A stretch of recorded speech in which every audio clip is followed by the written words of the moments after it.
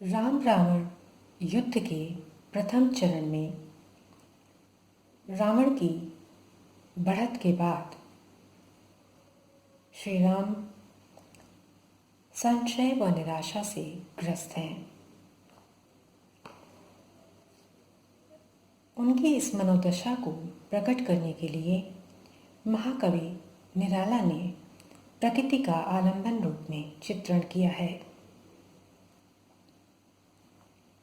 उन्होंने प्रतीकों के माध्यम से आसन्न पराजय संकट का एक डरावना चित्र उकेरा है अमानिशा उगलता गगन घन अंधकार घो रहा दिशा का ज्ञान स्तब्ध है पवन चार। अमावस्या की रात है, आसमान में घना अंधकार छाया हुआ है। दिशाओं का ज्ञान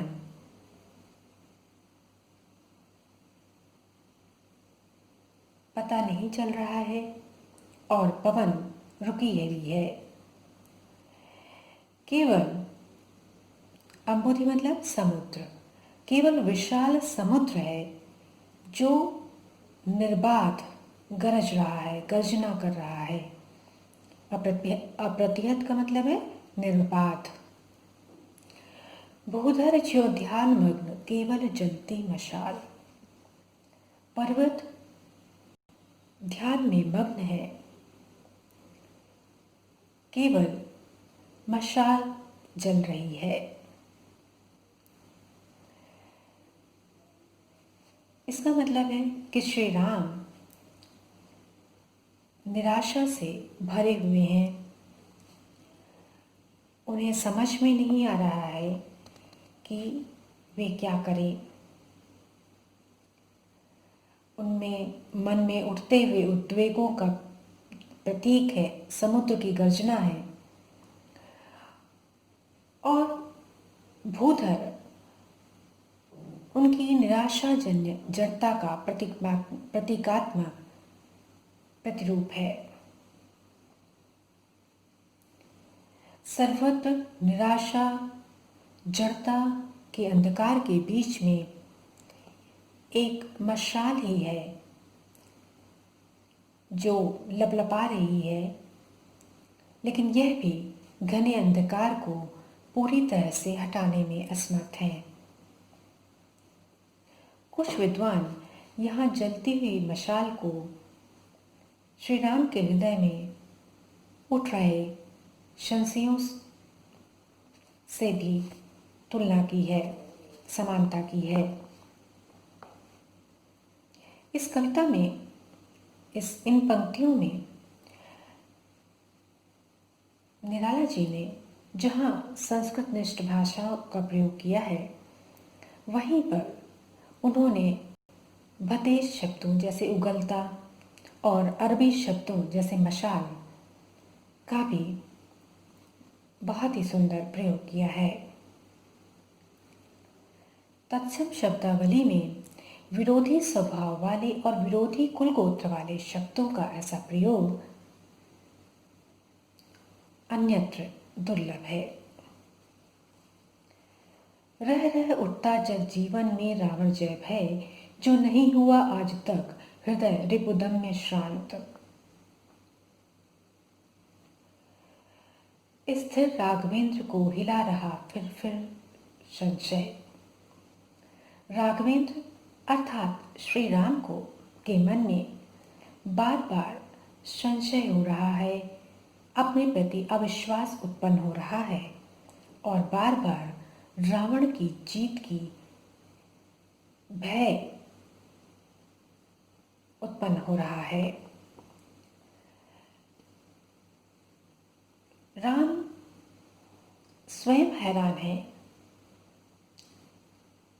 कि जो हृदय कभी भी शत्रुओं के सामने दमित नहीं हुआ,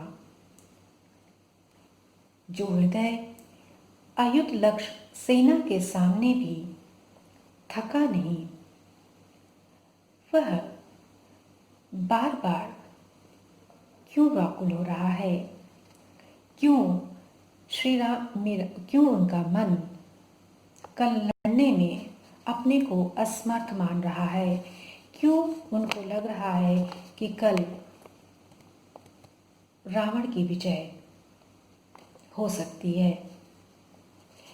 उनका अपने ऊपर आत्मविश्वास कम हो गया है। ऐसे क्षण अंधकार घन में जैसे विद्युत जागी पृथ्वी तनिया कुमारिका छवि अच्युत।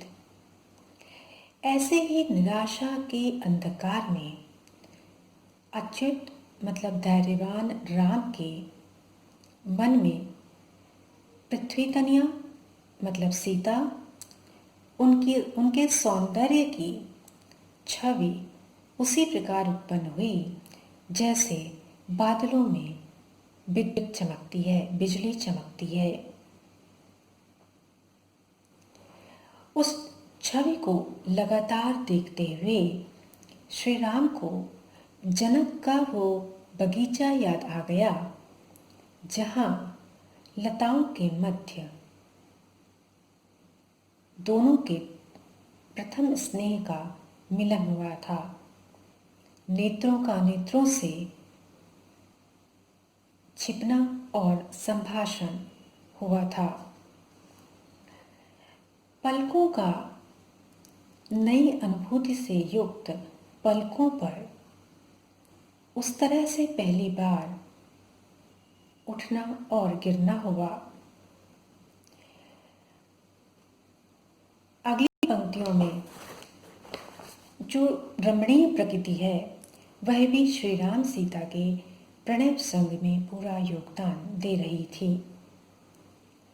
नव पल्लव कांप रहे थे, पराग झड़ रहे थे और पक्षी नवजीवन परिचय गा रहे थे।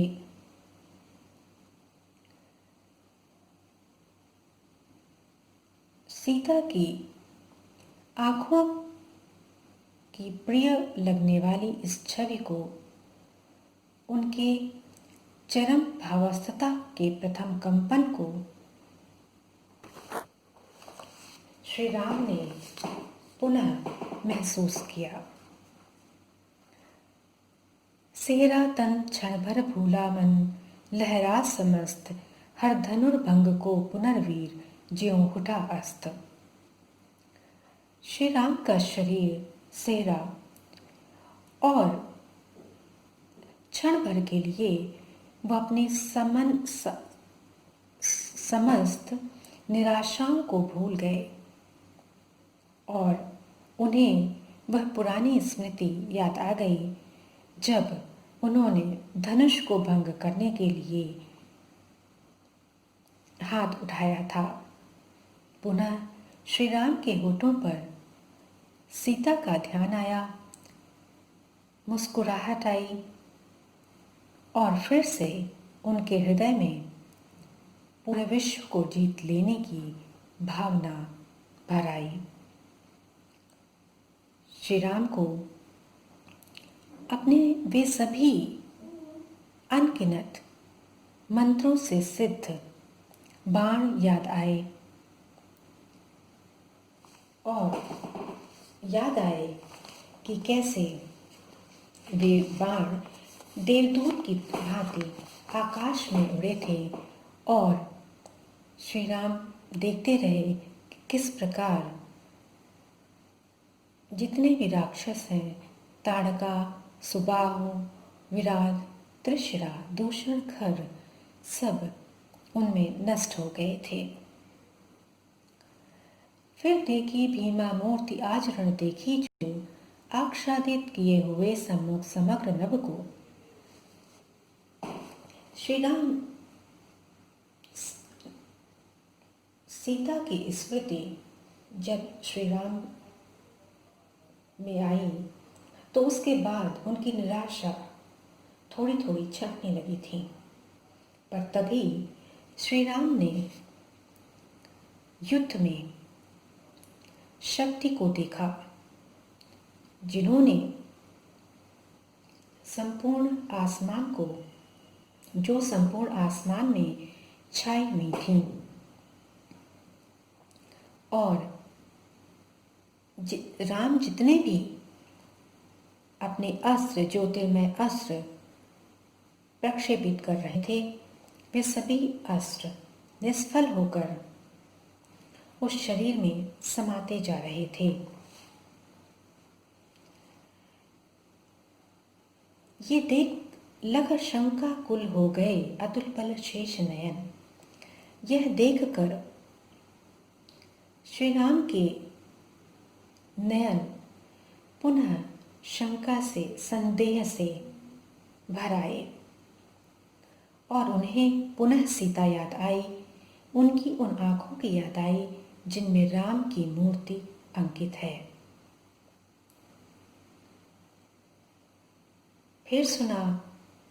फिर उन्हें सुनाई दिया कि रावण अपनी जीत के कारण अट्टहास कर रहा है, हंस रहा है और